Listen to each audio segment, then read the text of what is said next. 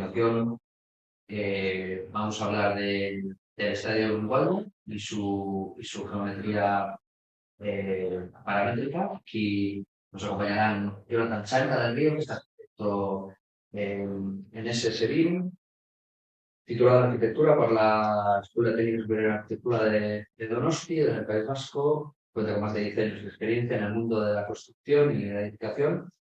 A lo largo de su carrera profesional ha trabajado con varios despachos de arquitectura, como Peña Rancheri y Asociados o Ignacio Camada Arquitectos, además de liderar sus propios proyectos, ¿no? Es un apasionado por su trabajo, como veréis, y es también profesor de BIM, de Information Modeling, en diferentes centros de formación en Euskadi desde 2017 ha colaborado junto con su socio Aniceto Alberti en el desarrollo BIM de nuestros proyectos residenciales y de equipamiento por despachos en Guipúzcoa y en Vizcaya. Y a mi izquierda tengo a Izaskun Matías, compañera, y ella es ingeniera industrial por la Escuela de Ingenieros de Bilbao. Desde 2001 trabaja con nosotros en Tecnalia como técnica senior de proyectos y es máster en programación aplicada en BIM y actualmente trabaja pues, con nosotros en la de tecnologías digitales desarrollando pues, proyectos de investigación, aplicación de tecnologías BIM, sistemas de percepción LIDAR y programación avanzada en diferentes ámbitos, principalmente el indicatorio, industrial y energético. ¿Vale? Y nada, doy paso a Jonathan, creo que va en primer lugar, ¿sí? Y nada, Jonathan, el escenario es tuyo. Muchas gracias. Muy bien, muchas gracias, Abel.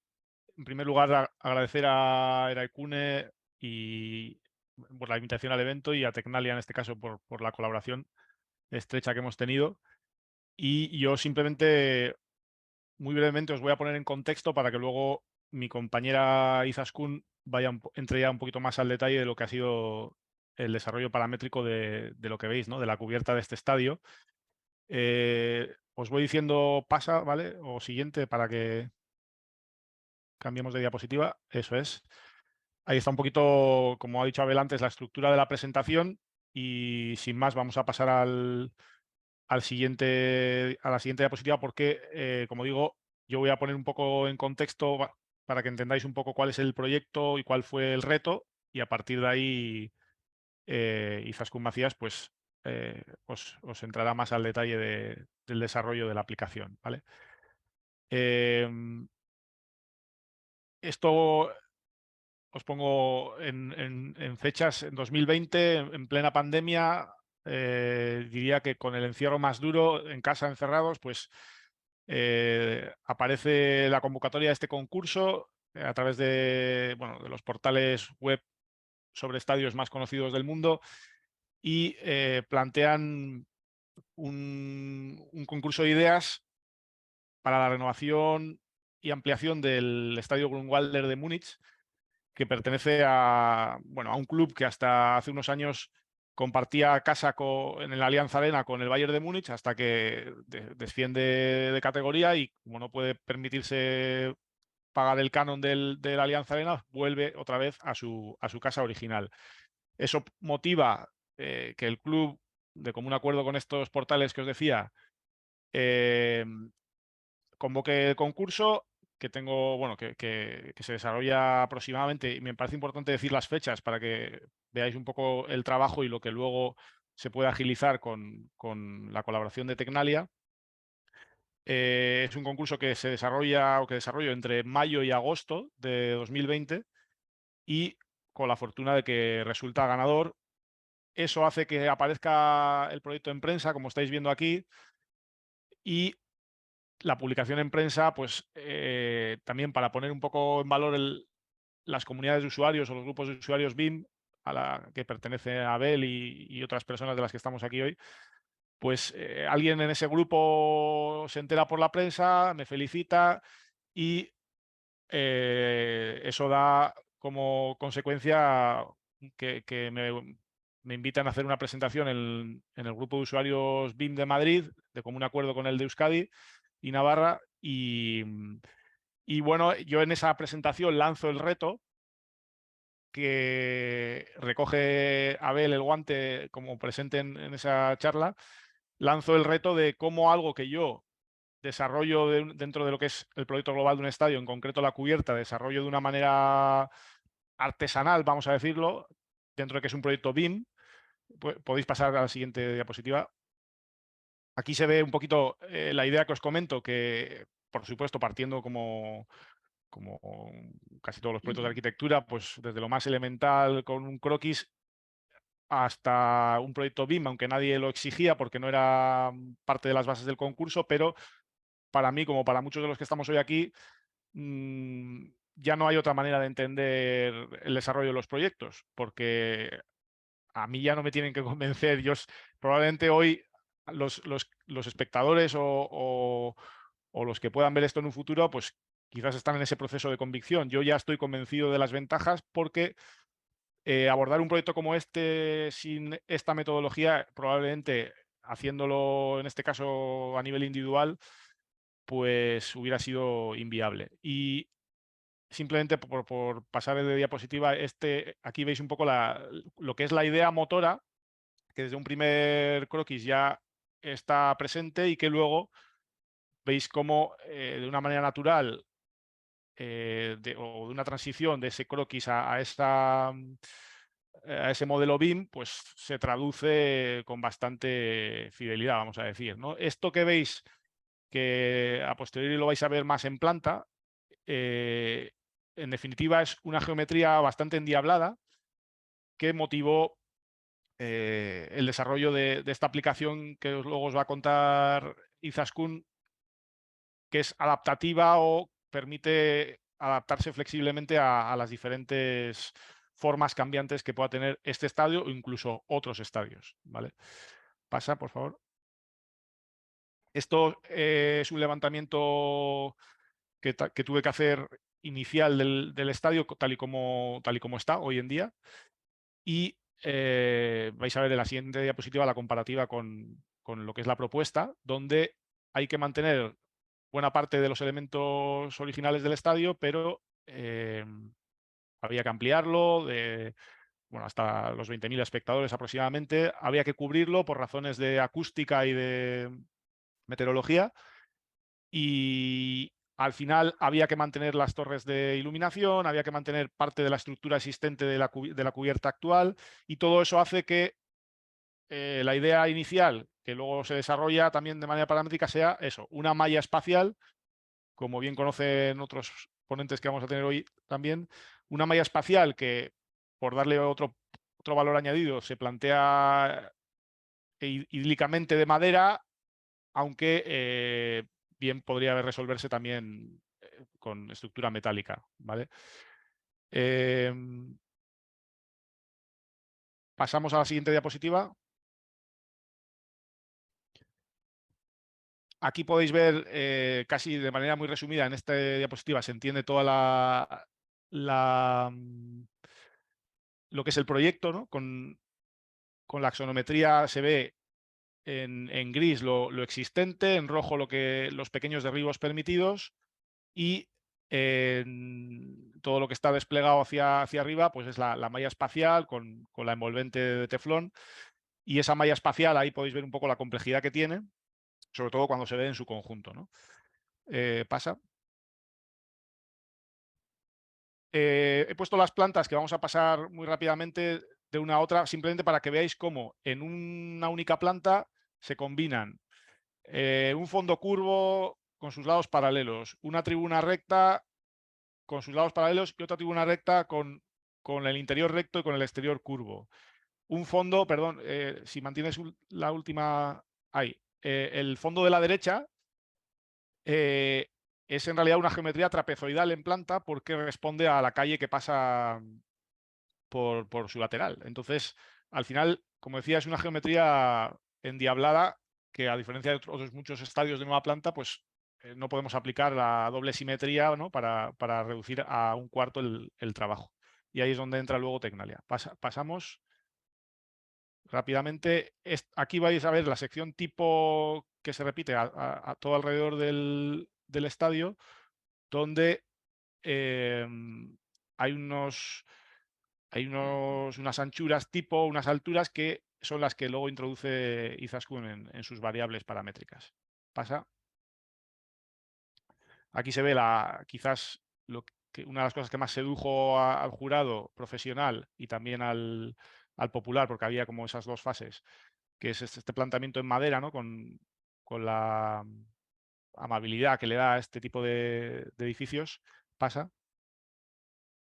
Y nada, las secciones generales, también para que se entienda un poquito la complejidad. Y algunas vistas ya de la propuesta. Pasa.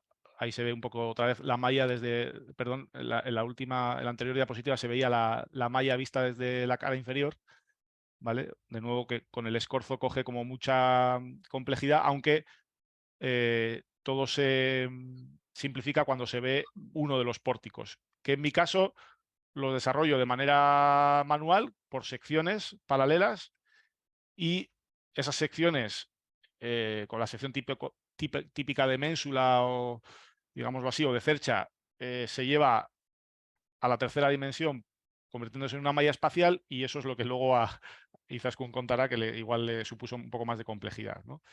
Pasa que ya estamos terminando. ¿Veis la parte más digna que tenía el estadio original? Un segundito. Que a mí, por supuesto, me daba mucha pena que se perdiera esa vista, ese continuo de vigas de hormigón y se compaginó de esta manera con el talud verde en el que se insertaba este lateral del estadio y con esa malla espacial que, como os decía, envuelve todo el estadio. No sé si estará la última o la penúltima diapositiva.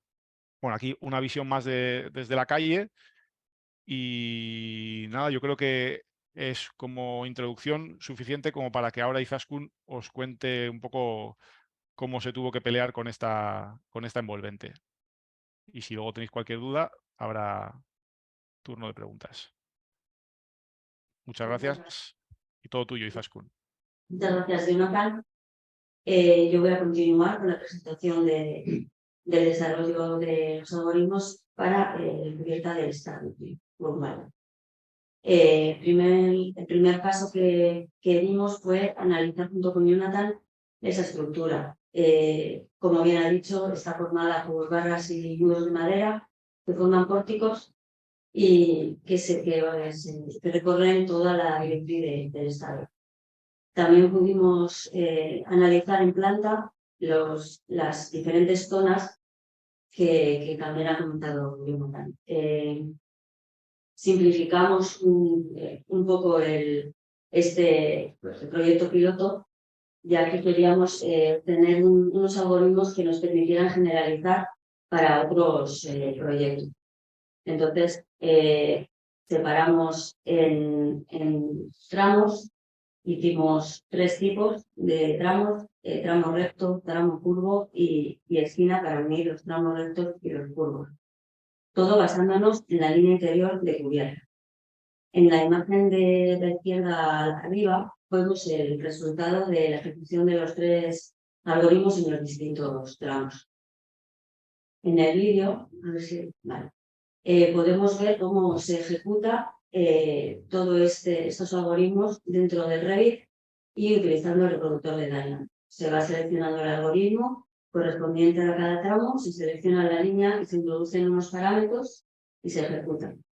Aquí podemos ver cómo se va realizando por tramos hasta tener la estructura completa. A ver si acabará. Ahí tenemos la estructura completa. Y este vídeo en tiempo real habrá sido acelerado, pero en tiempo real son 5 minutos, con lo cual podemos tener la estructura completa en muy poco tiempo. La automatización del modelado pues, nos permite reducir ese tiempo, disminuir el riesgo de cometer errores de forma artesanal y también nos permite obtener diferentes diseños de forma rápida. Podemos cambiar los parámetros y ejecutar otra vez los algoritmos y tenemos otra estructura diferente. También podemos elegir un diseño diferente del estadio. Pues, en este caso tenemos una curva y 3 rectas y sus uniones como esquinas, pero podemos poner 4 curvas, 4 rectas, 2 y 2, como se nos adapte a nuestro entorno. Aquí podemos ver un poco los parámetros de entrada que se han utilizado en los 3 algoritmos.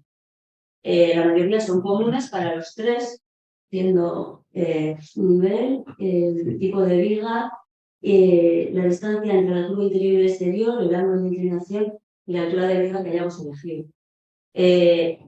Luego hay que diferenciar uno de los parámetros que son los que tenemos en el tramo recto, la distancia máxima entre pórticos, y ese no lo tenemos en el tramo curvo de esquina, que tenemos el número de pórticos, que tiene que ser un número impar para que se adecue a la geometría. Podemos ver en el vídeo la ejecución del algoritmo de tramo recto. Primero, como seleccionamos una línea, tenemos unos parámetros, se obtiene la estructura, después seleccionamos la otra línea, cambiamos esos parámetros y obtenemos otra estructura diferente.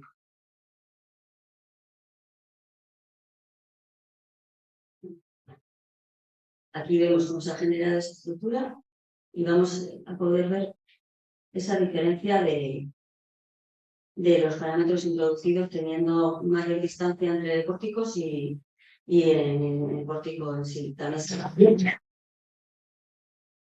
Aquí podemos ver el desarrollo un poco más lento en el tramo recto. Se abre el reproductor de Dynamo, se selecciona el algoritmo, se selecciona la línea y se mete los parámetros. Se ejecuta y también podemos entrar directamente en la interfaz de Dynamo para poder ver el algoritmo o cambiar lo que nos parezca. En el caso del tramo recto, los pórticos que se generan son paralelos entre sí y perpendiculares a la línea de cubierta. Aquí podemos ver el algoritmo completo del tramo recto. Tenemos 3 bloques. El primero es de los parámetros de entrada en naranja. El medio sería el desarrollo de la geometría, los resultados parciales, y al final tenemos en morado el y modelando las vigas. Dentro del desarrollo de geometría tenemos una secuencia que primero se generan los elementos del pórtico principal, después los de secundario, después se colocan todos los pórticos principales y secundarios y para finalizar los elementos de arrastramiento entre pórticos. Lo mismo tenemos para el tramo curvo. Se seleccionaría una línea curva, en este caso, es un tramo de circunferencia. Aquí los pórticos que se generan son concéntricos. También podemos ver el algoritmo y vemos en esta imagen que los bloques son los mismos, el desarrollo sigue la misma secuencia, aunque varían los dos de conexiones entre ellos. Lo mismo para el de esquina, seleccionaríamos el algoritmo, seleccionamos la línea de la esquina y ejecutar. Aquí los pórticos también son concéntricos y vemos la peculiaridad de que no se generan los pórticos extremos, ya que se han generado o se van a generar con los tramos recto o curvo. Entonces, si generamos aquí también esos pórticos, estarían duplicados. Vemos aquí, igual que en los tramos anteriores, el algoritmo de la esquina con sus 3 bloques y la misma secuencia en el interior del desarrollo. Todo esto se ha desarrollado dentro del Revit. Dentro de él está el reproductor de Dynamo, como ya he dicho, que ejecuta de forma sencilla los algoritmos desarrollados en Dynamo, y también hemos utilizado el lenguaje de programación Python en realizar alguna tarea específica dentro de Dynamo. Aquí voy a comentar brevemente unas pinceladas de qué es Dynamo, qué es el reproductor de Dynamo, para aquellos que no los conozcáis. Dynamo es una herramienta de programación visual de código abierto que se puede vincular a varios softwares de modelado, como puede ser Revit, Civil 3D, Autodesk Robo. Funciona con nodos o cajas que se unen entre sí mediante cables o conectores. Cada caja pues, tiene una tarea diferente. Puede ser seleccionar elementos en Revit, realizar operaciones matemáticas, generar geometría, modelar en Revit elementos. Aquí, por ejemplo, en la derecha tenemos una imagen con un ejemplo de una operación matemática realizada en Dynamo. Es una suma, entran dos números, que están en dos cajitas, hace la operación y sale el resultado en otra. El reproductor de Dynamo, ya he dicho, funciona dentro de Revit para ejecutar de forma sencilla los algoritmos de Dynamo. Digo sencilla porque no tienes que entrar en la interfaz de trabajo de Dynamo, por lo cual cualquier programador, o cualquier persona puede utilizar el reproductor y ejecutar los algoritmos sin tener conocimientos de programación en Dynamo. Se seleccionan los parámetros, los mismos que he comentado antes, dentro del reproductor. Y aquí podemos ver en la derecha abajo una imagen de los algoritmos utilizados en este proyecto, cómo salen en el reproductor de Dynamo. Por mi parte, esto ha sido todo. Muchas gracias. Y paso a ver. Muy bien, muchísimas gracias, Jonathan y Toskun, por enseñarnos este proyecto tan apasionante, tan bonito.